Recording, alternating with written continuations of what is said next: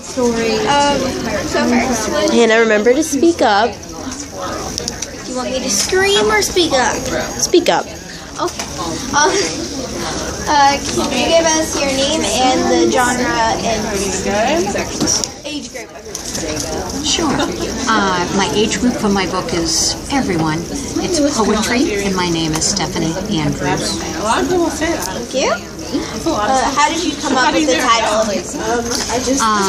I knew as a poet that I wanted to write a book about poetry, and I discovered I had 32 poems that I wanted to have in a book, but I also knew I wanted something else in there besides poetry. So I emailed 50 friends and family, and I said, write me a short story about a wine adventure, a wine story, a wine memory that you have that you'd like to share with me. So 25 people wrote me back. Some even wrote me the very day that I sent out the email about a wine story. Every single one of those stories was different. Not one of them was the same. And I decided to combine those stories with my 32 poems. And my art director said to me, what we need is, we need art here. We need art. And he said, what I'm going to do is suggest some art for you. And he said it should go to be the modifying for the wine story, not for my poetry, but for the wine stories. So on every page that there's a wine story, there's also a different picture. It was something that took 9 months, and I did it as a family. I had an art director, I had a friend who's a retired teacher, and we taught for 35 years, and she was my agent, and she also kept in touch with the publisher. She kept in touch with all of us and kept everything going. My daughter, who graduated from the University of Florida with her degree in journalism, wrote the back cover for me. I wanted her to write a bio, and she wrote this wonderful story about wine and what it's like to enjoy wine with friends and family, what it's like to taste of wine, what it's like to know about the history of wine. And it's not so much about me, but it's about the embellishment of poetry and wine and the joining together of 9 months of writing a wonderful book.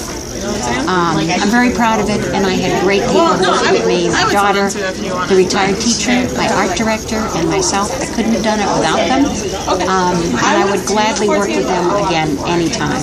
Whenever we had a moment of strife and resistance to each other, we just took a break. We just said, okay, I can't talk to you for a day, can't talk to you for the weekend.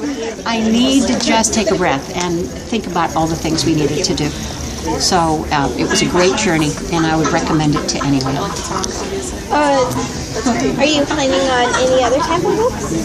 I don't think so right now, although I've had cancer twice, and I would like to do a book on the stories of women who would tell me about their journey with cancer. And I'm going to a women's group who have all had cancer, unfortunately, and they're from 20 to 80, maybe 90, and they all have a different journey with the big C, with cancer. And all of their stories and all of their journeys and all of their recoveries have been so different, so easy, so complicated, so sad, so deeply moving that I would love to do a book on their stories. And we'd like to bring it to a stage and have women talk out those stories, just sitting on stools and have just some backlights and have a single costume. And we think it would be profound because we do not feel that people know enough about cancer. And I think if they heard those voices and those words and saw those eyes and those hands talk about that disease, I think it would be magical and unmystifying and most memorable. Okay. What is something you want to accomplish? Something I want to accomplish?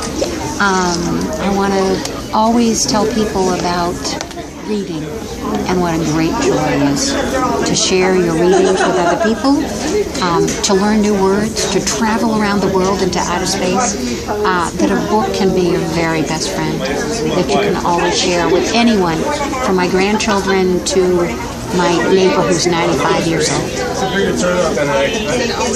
Well, thank you. You're very welcome.